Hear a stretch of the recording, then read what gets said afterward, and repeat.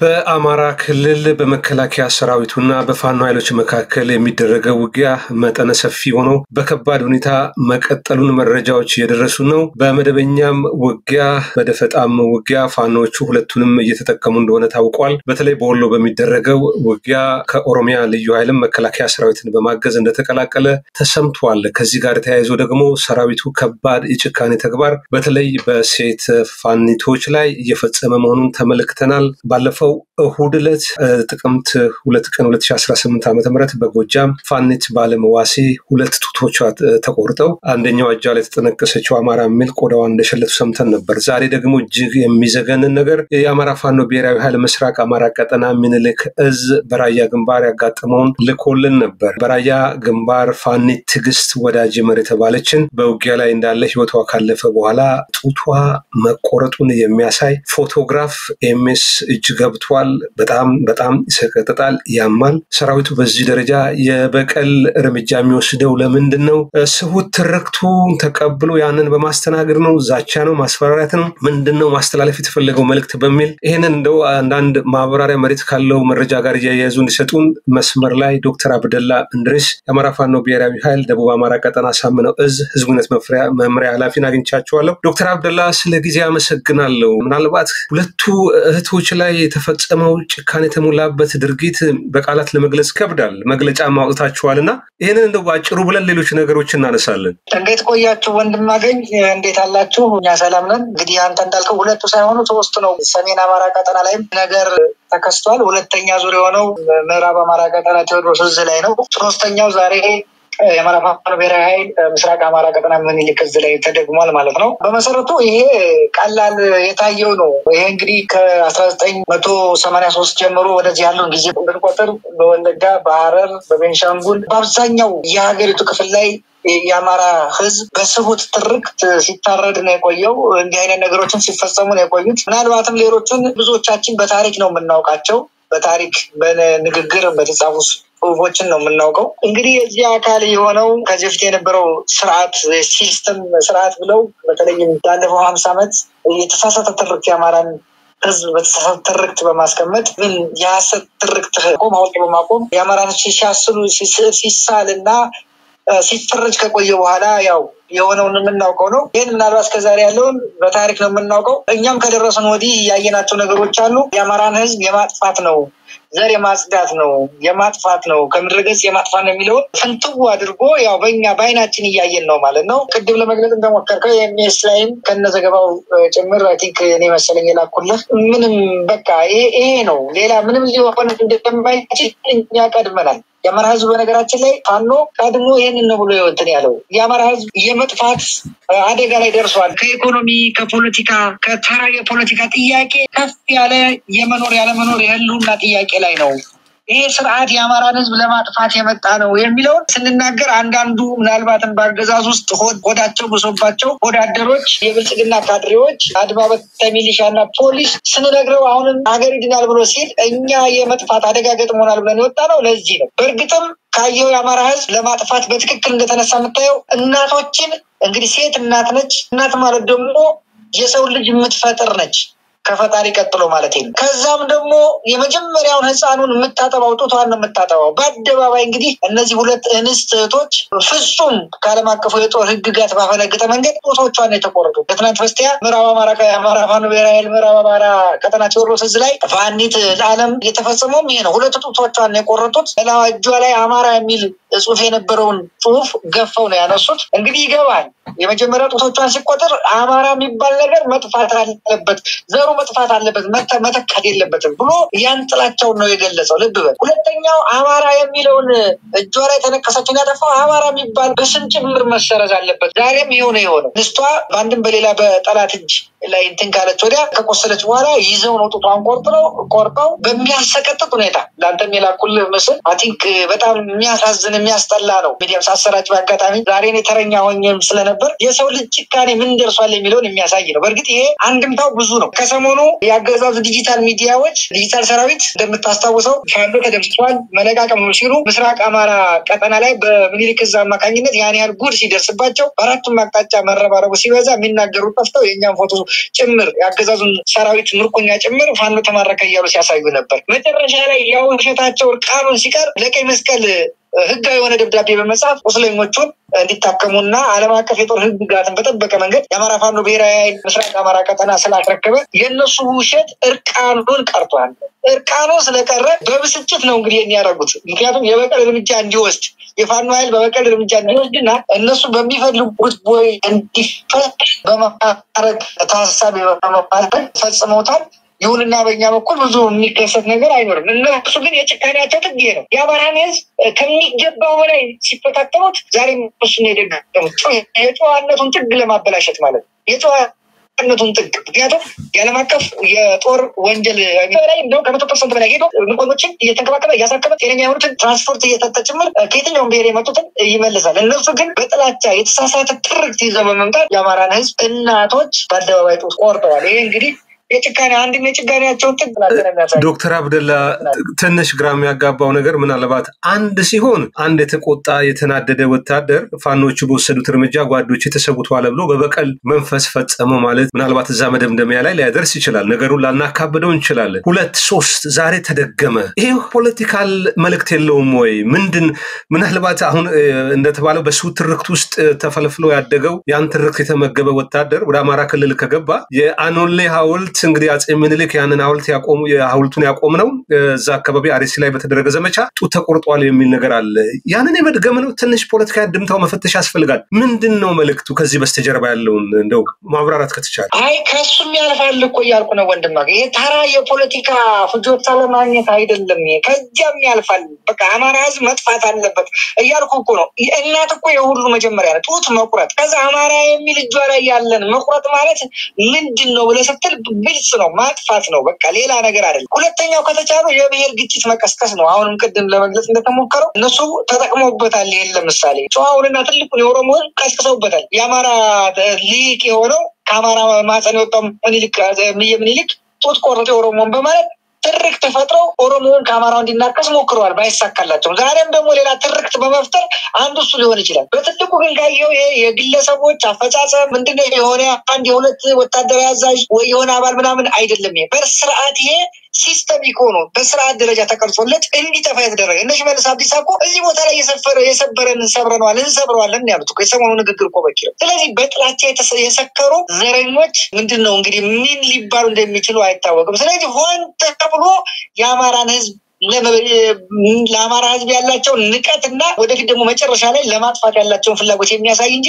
ተራ የፖለቲካ ትርፍ ለማትረፍ የተሰራ እንዳልሆነ ግልጽ ነው። ምንም ግልጽ ሰራዊቱ ውስጥ ግን አማራ የሆኑ የሌላም ብሔር ተወላጆች አሉ እና አበባው አሉ እና ጀነራል ከመሐመድ ምናምን የሚባሉ እንግዲህ በአማራ ኮታ የሚታወቁ ናቸው። ምን ይሰማቸዋል? በተለይ ምስራቅ ቀጠናን ጀነራል መሐመድ ነው ጀነራል ቸኮል ነው የሚመራው አይደለም እንዴ? ከሱማ አማራንን የሚሉ ወታደራዊ አዛዦች እንዲህ አይነት ድርጊት መፈጸሙን ሲሰሙ ምን ይላሉ? እነሱ መስለውኝ የሚያስፈጽሙት ይሄን እኮ በአደባባይ እኮ ተመስገን ጥሩነህ በቀደም ነገረን እኮ።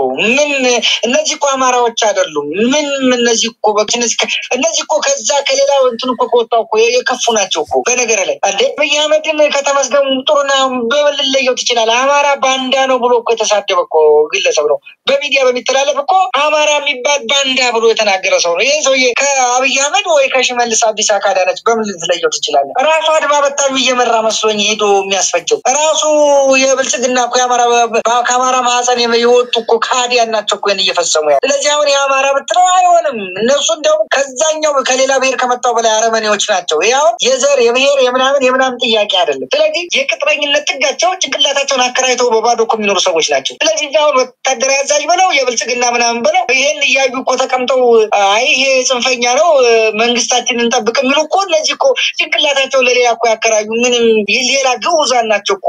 እነዚህ ከአማራነት ብቻ ሳይሆን የወረዱት ከሰውነት ማማ የወረዱ ግዑዛኖች ናቸው እኮ። ምን ልትለው ትችላለህ? ስለዚህ አሁን የአማራ ብሔር መወለድ ያለመወለድ እዚህ ጋር ምንም ፋክተር የለውም። ከዛም የዘለሉ ኃይሎች ናቸው። ዳንኤል ክብረትን አሁን ምን ከማለት ለየው ትችላለህ? ዳንኤል ክብረት የሚባል ሰውዬ እዛ ቁጭ ብሎ ተረተረ ሲጫወት የሚውል የአማራን ሲያራክስና ሲያጣጥል የሚውል ሰውዬ ከሌላው ከብርሃኑ ጁላ በምን ትለየዋለህ? እንዲያውም የከፉ ናቸው እኮ እነሱ የከፉ ናቸው። ተመስገን ጥሩነህ ወይ አበባው ምናምን የምትለው ቅጥረኛ እነዚህ የእነሱ እኮ አማራዎች ጭንቅላት የሌላቸው ሰዎች እኮ ናቸው በሌላ ዓለም ውስጥ የሚኖሩ። ስለዚህ ይሄ ምንም አሉ የሉም በሚባል ሂሳብ ውስጥ የሚገቡ አይደሉም ብሎ ነው ማለት የሚቻለው። በጣም አመሰግናለሁ። ወደ ቀጣይ ጥያቄ ልለፍ። ዘመቻ አደም እንግዲህ የአማራ ፋኖ ብሔራዊ ኃይል ከፍተኛ ድል ያስመዘገበት ነው። ብዙ ምርኮኞችም ብዙ የመንግስት ታጣቂ ኃይሎች የተሰዉበት ነው። ይሄ ምናልባት ወታደራዊም ፖለቲካዊም ዲፕሎማሲያዊም ድል እንዳስገኘ እናንተም ገልጻችኋል። በዛ ጦርነት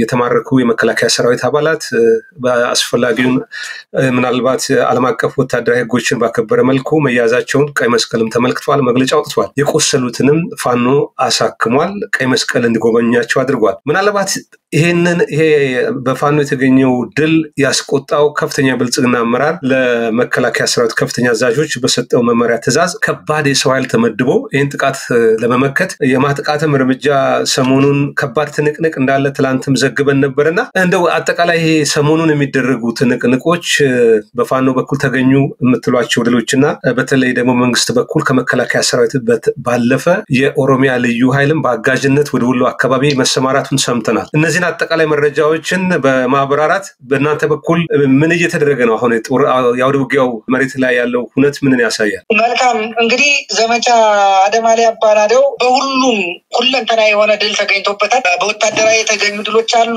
ከሎጂስቲክ አኳያ የተገኙ ድሎች አሉ፣ ከቀጠና አኳያ የተገኙ ድሎች አሉ። በብዙ መንገድ ዘመቻ አደም አባናደው ያስገኘው ድል የአገዛዙን ቤት ህንፃ ያፈረሰ የነቀነቀ ብቻ ሳይሆን ያፈረሰ ደረጃ ላይ ያለበት ሁኔታ ነው። አገዛዙን ድንጋጤ ውስጥ የከተተ በዲፕሎማሲው መስክም ጠፍተዋል፣ ተበትነዋል፣ መለቃቀም ነው ሲል የነበረው አገዛዙ እርቃኑን የቀረበት በርካታ ወታደራዊ መኮንኖችና የበታች ተዋጊና አመራሮች ጭምር በምርኮና በመክዳት ወደ ወገንን ድል ከፍ ያደረገበት ሁኔታ ነው ያለው እና በዛ መንገድ ከለካ ነው በሁሉም ቀጠና በደቡብ አማራ ቀጠና፣ በምስራቅ አማራ ቀጠና፣ በደቡብ አማራ ቀጠና ሳምነው ዝም፣ በምስራቅ አማራ ቀጠና ምኒልክ ዝም፣ ሰሜን አማራ ቀጠና በላይ ዝም፣ ምዕራብ አማራ ቀጠና ቴዎድሮስ ዝም ከፍተኛ የሆነ ድል የተገኘበት ሆኖ ነው ያለፈው። ይሄ በዛ ልክ ነው እየሄደ ያለው። በነገራችን ላይ በተለይም የአማራ ፋኖ ብሔራዊ ኃይል የውጊያ አቅሙን ከመቼም ጊዜ በላይ የፈተነበት ነው። አደረገው ሙሉ ፈተና ወይም ደግሞ የሰራውን ስራ ሲፈትን ከፍተኛ የሆነ የማዋጋት ግዳጅ የመፈጸም አቅሙን ያየበት ነው።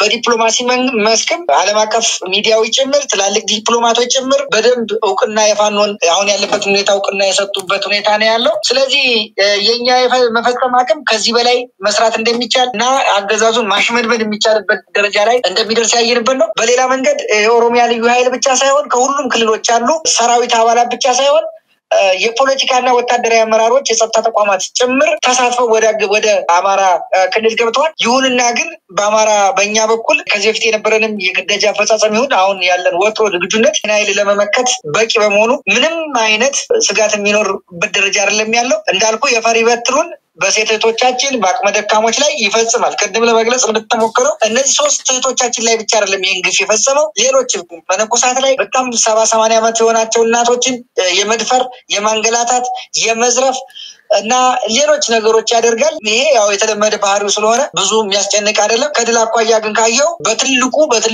ትልቅ ምርታ የተገኘበት ነው። በተለይም የዘመቻ አደም አሊ አባናደው ይሄ በተጠናቀቀበት በበነጋታው የአማራ ፋኖ ወደ አንድነት ለመምጣት ያደረገው እንቅስቃሴ በትልቁ ህዝባችንን ልብ ያረሰረሰ ነው። በተለይም በአማራ ፋኖ ብሔራዊ ኃይል ሰሜን አማራ ቀጠና በላይዝና በአማራ ፋኖ ህዝባዊ ድርጅት ጎንደር ጠቅላይ ግዛት ህዝብ ወንድሞቻችን የነበረውን ግጭት እና አለመግባባት እስከ መታኮስ የነበረውን ቁጭ ብሎ በአማራዊ ባህል በሰከነ ትላልቅ አባቶቻችን ጭምር ጣልቃ ገብተውበት የሄዱበት ርቀት እና ችግሮችን ለመፍታት የተደረገው እንቅስቃሴ በተለይም የሰራዊቱ ደስታ፣ የህዝባችን ደስታ በእኛም በሌላ ቀጠና ያለን አመራሮች ጭምር ትልቅ ልምድና ተሞክሮ የተገኘበትና ያለፈ በመሆኑ በእኛ በኩል የቀጣይ ለምንሰራቸው ስራም ትልቅ ምርት ያገኘንበት ነበር ብሎ መውሰድ ይቻላል። ይህን ማለት የምንችለው። አመሰግናለሁ። በጣም አመሰግናለሁ። የመውጫ ጥያቄ ላድርግ። በተለይ የፋኒት ትዕግስት ወዳጆ ይመር የአማራ ፋኖ ብሔራዊ ምስራቅ አማራ ቀጠና አንደኛ ሀውጃኖ ክፍለ ጦር 3ኛ ሻለቃ አባል በውጊያ ላይ ቦታ ከተሰዋ በኋላ ጡቷ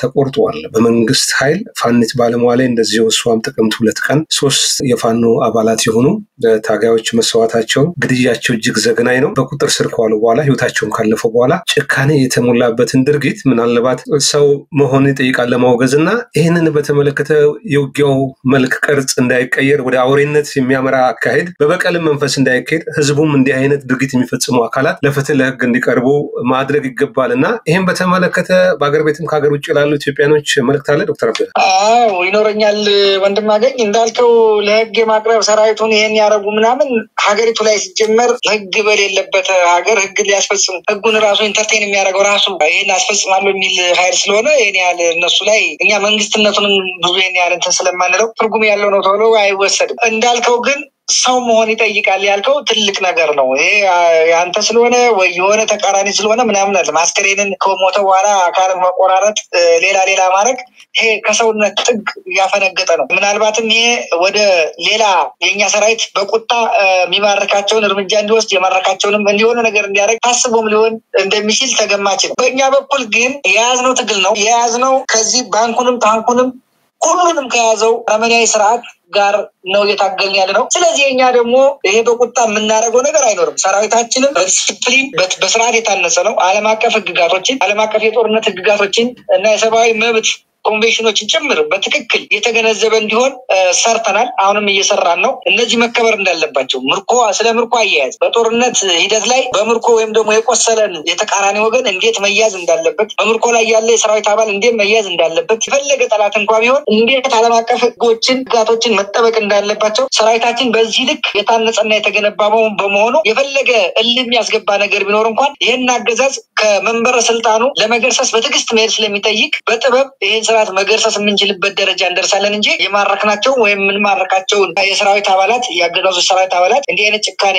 በተሞላበት መንገድ እንደማንሄድ በትክክል ማረጋገጥ ይቻላል። ይህ ማለት ግን ትግላችን ድሮ ከነበረበት በብዙ ጥፍ አድጎ እንታገላለን። አገዛዙን ለመገርሰስ ሰራዊታችንን በቁርጠኝነት ይዋጋል። ማህበረሰባችንም ለዚህ ተባባሪ ነው። ከዛ በዘለለ ግን እንዲህ አይነት ጭካኔ የተሞላበት ኢሰብአዊ የሆነ ድርጊት ግን ለማድረግ የዓለም አቀፍ ህግጋቶች ስለማይፈቅዱ እኛ በዛ ፍሬምወርክ ውስጥ ሆነን ነው የምንንቀሳቀሰው። በሌላ መንገድ አንተ እንደጠቀስከው በተለይም የተፈጸመው ድርጊት በሶስቱ እንስት እህቶቻችን ላይ ከሰብአዊነት ውጭ ያፈነገጠ በመሆኑ መላው ዓለም የሚኖር የአማራ ተወላጆች ይህን ድርጊት ለመላው ዓለም ለሚገኝ የሰብአዊ መብት ተቋማት ይሄን የጦር ህግጋት ለሚከታተሉ ድርጅቶች ሁሉ ማሳወቅ ይጠበቃል። ሌላው በመላ ሀገሪቱ የሚኖር የኢትዮጵያ ብሔር ብሔረሰቦች ይሄ አስከፊና አረመኔ ከሰውነት በታች የወረደ አገዛዝ ለማንም እንደማይጠቅም በሴት እህቶቻችን ላይ ያደረገው ይሄ አስጸያፊና ዘግናኝ ድርጊት በቂ በመሆኑ ሁሉም ኃይል ሊታገለው እንደሚገባ መታወቅ አለበት። ሰው መሆንን ብቻ ስለሚጠይቅ ማለት ነው። ይህ አገዛዝ ካልተወገደ ድረስ በየተራ ሁሉንም ህዝብ ላይ ለሚፈጽመው እንዲህ አይነት አረመናዊ ድርጊት ስለሚኖር ሁሉም ተባብሮ በማወገዝ ስርዓት ለመገርሰስ ትግል ማድረግ ይጠበቃል የሚል መልእክት ማስተላለፍ ፈልገው አመሰግናለሁ። በጣም አመሰግናለሁ ዶክተር አብደላ እድሪስ የአማራ ፋኖ ብሔራዊ ኃይል ደቡብ አማራ ቀጠና ሳምነው እዝ ህዝብ ግንኙነት መመሪያ ኃላፊ ለሰጠኸኝ መረጃም ማብራሪያም በኤምኤስ ተመልካች ስም ከልብ አመሰግናለሁ።